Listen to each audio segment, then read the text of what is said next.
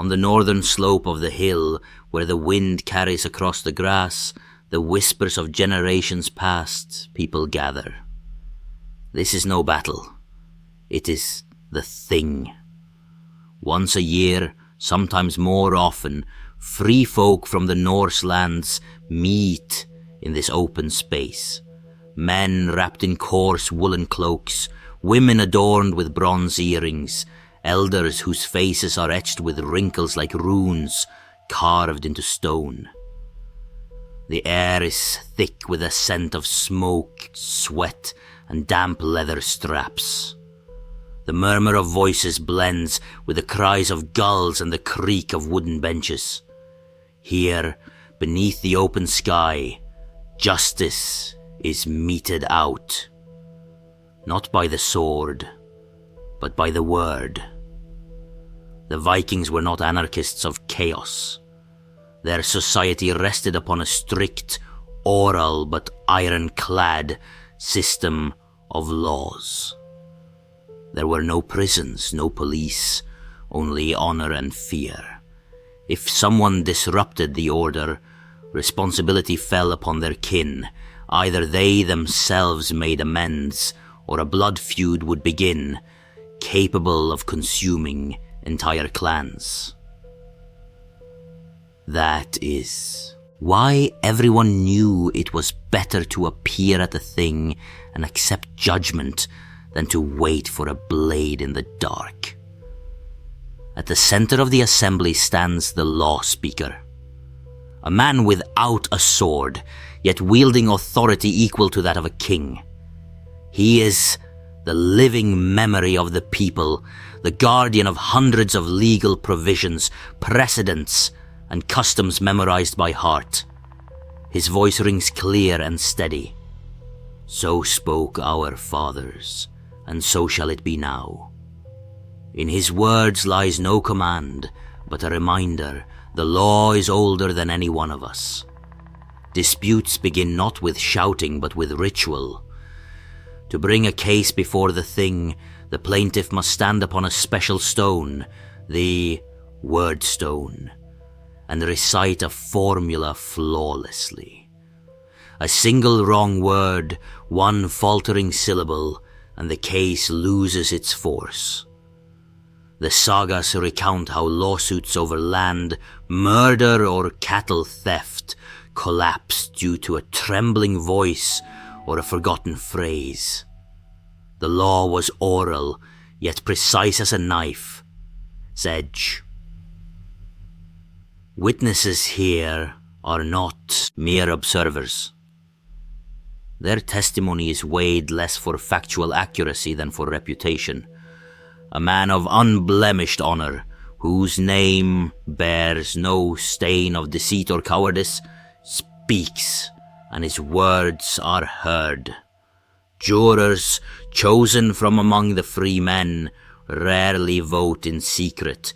Their verdict is a public act, one that may affect their own safety.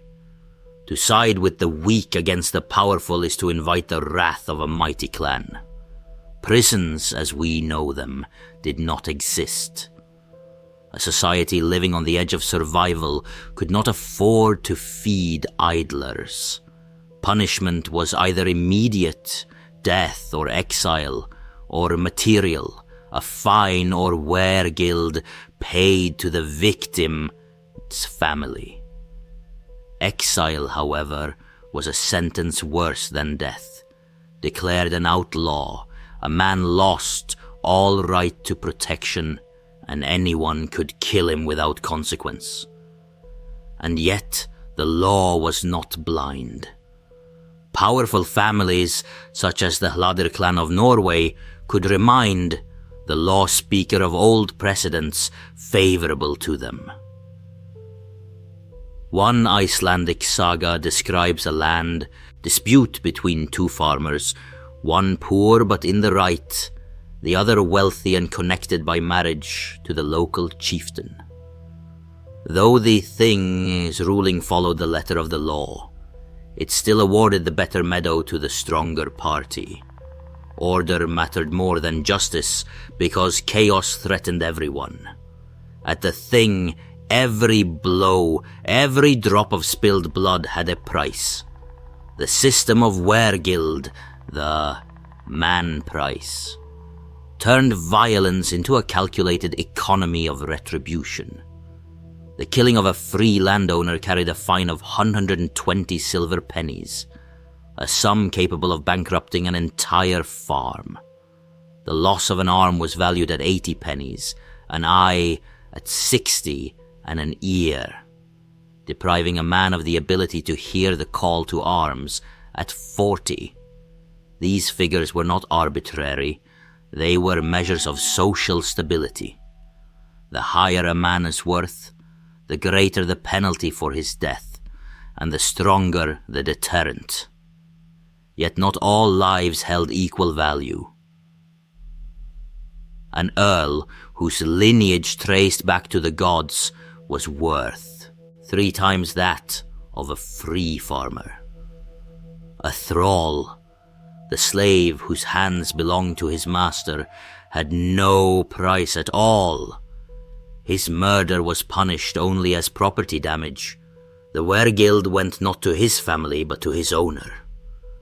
The law reflected the Viking world, so hierarchy without illusion, honor was a privilege, not a right.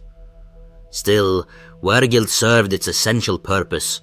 It broke the chain of blood. In a society where vengeance passed from father to son like an inheritance, the fine was an act of civilization. To pay was to admit fault while preserving honor. To refuse was to declare war. The sagas are filled with tales where a single bag of silver saved dozens from death. Not every killing, however, could be redeemed. Open murder, committed before witnesses and confessed at the thing, was considered, though tragic, an act of honor. But if a victim was struck down at night from behind, or thrown into a well without name or grave, it was deemed cowardly murder, though such a crime could not be bought off. The perpetrator was declared an outlaw, and anyone had the right to hunt him to the death. Women, though they did not serve as jurors at the thing, held legal agency. They could demand divorce if struck 3 times by their husband and reclaim their dowry. Sagas often tell of widows standing at the threshold, handing their son a sword with the words, "If you do not avenge him, I shall find someone who will." The law might stay silent, but honor demanded blood, and women were its guardians no less than men. When the thing declared a man utlegger, outlaw, the earth beneath his feet seemed to turn to ash. He lost not only his name, but also his right to fire, shelter, and speech. His home was burned, his livestock scattered, and his family, if they did not follow him into exile, was erased from the clan, his memory. Such a man became a skogarmader, a forest man, a shadow forced to hide in marshes and ravines, feeding on roots and rotting flesh, avoiding even footprints in the snow. At night, he dared not light a fire. Smoke would betray him like a murder-scattering flock of crows. By day, he could not approach a farm, lest any boy with a knife slit his throat without fear of judgment. Hunting outlaws was not merely permitted, it was encouraged. In some lands, such as Greenland or remote parts of Iceland, a reward was offered for an outlaw. A head, a sack of grain, a length of cloth, or even a plot of land. Sagas recount how bands of young warriors patrolled settlement borders, tracking fugitives not for justice, but for glory and gain.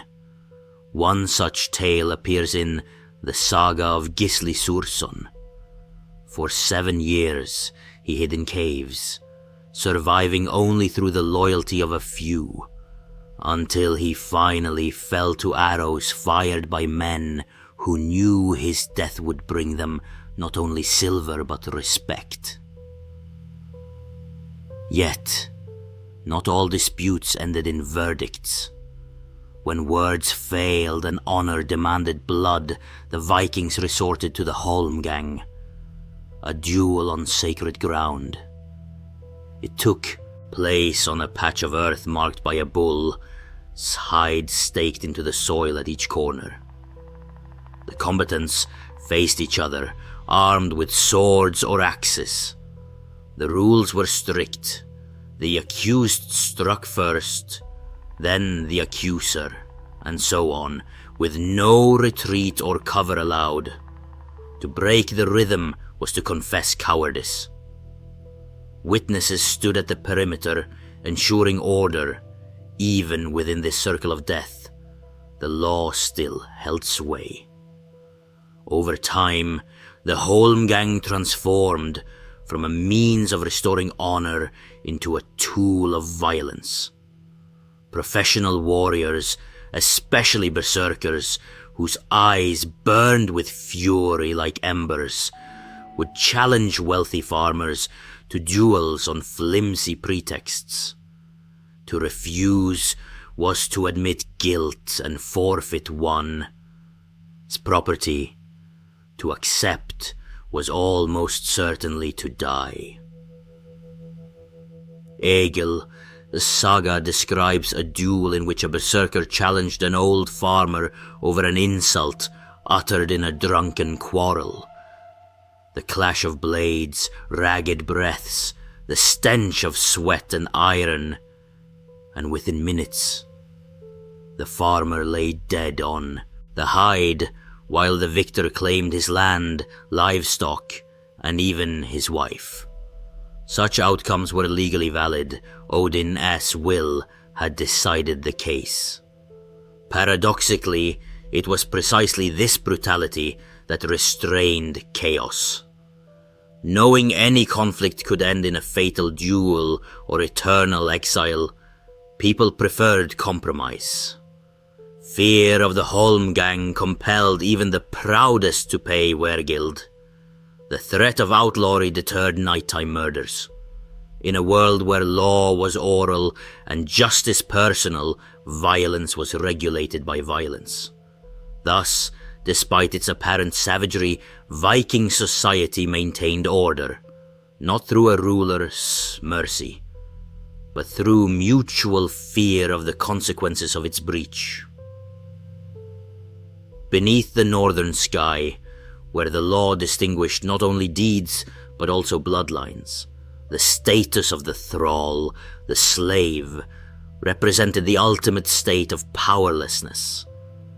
He could not speak at the thing, possessed no honor to be offended, and paid no Wergild.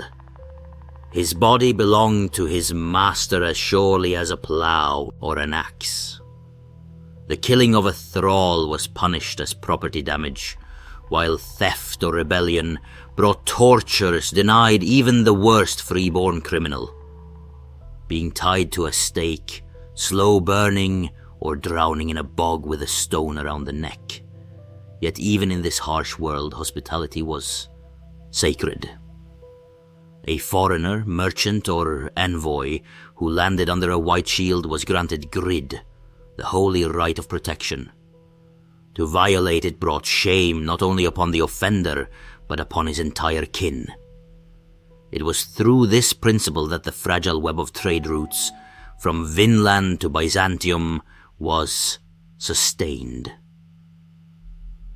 Later, written legal codes such as Iceland's Gragas, Grey Goose, and Norway's Gulating law codified these oral customs. They regulated everything from inheritance to fishing rights, proving that even in a world of swords and shadows, the Vikings believed in the power of words inscribed on parchment. With the arrival of Christianity in the 11th century, the clash of blades on sacred hides began to fade. The church, condemning dueling as sin, succeeded in banning the holmgang, first in Norway, then in Iceland. With it passed an era in which justice arose from personal honor and fear of vengeance. In place of the thing where every free man had a voice, came the royal court, written decrees, officials in robes, and laws descending not from the people, but from above. Archaeological finds, fragments of crosses unearthed at former thing sites, silently testify to this transition. And yet, echoes of those Norse assemblies still resonate in modern courtrooms. The idea of trial by jury, where the community itself determines guilt, was born not in Athens but beneath the northern sky, where justice was everyone affair. The harshness of Viking law was not barbarism, it was a response to the ever-present threat of chaos. In a world where winter could erase a settlement from the earth, order was not an ideal, but a condition of survival.